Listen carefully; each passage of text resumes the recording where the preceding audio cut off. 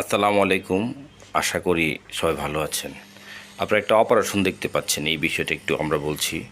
অনেক সময় আমরা আমাদের মুরব্বীদেরকে বলতে শুনি যে গলার মধ্যে ঢুক গিলতে গেলে কাটা কাটা লাগে, বা ঢুক গিলতে গেলে কাটার মতো গুঁতা লাগে, কিন্তু কখনো কাটা লেগেছে এমন হিস্ট্রি পাওয়া যায় না, অথবা কাটা লেগেও থাকতে পারে, এটা নিয়ে কনফিউশন থাকে। এই ধরনের কন্ডিশন আসলে কেন হয়?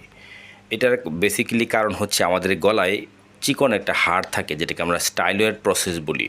এই হাড়টা নর্মালি 2.5 সেন্টিমিটার লম্বা থাকে। এটা যদি কখনো বেড়ে যায়, তখন কাটা গলার মধ্যে যদি কোনো মাছের কাটা নাও লাগে, সেই ক্ষেত্রেও তাদের কাছে মনে হয় গলার মধ্যে ঢুক গিলতে গেলে কাটা কাটা লাগে, যেটাকে আমরা বিভিন্ন সময় ওষুধপত্র দিই বা ইগনোর করি, বা তাদেরকে বলি এটা আসলে কিছুই না। অনেক দিন অপচিকিৎসার শিকার হন ওনারা। আসলে বিষয়টা তা নয়।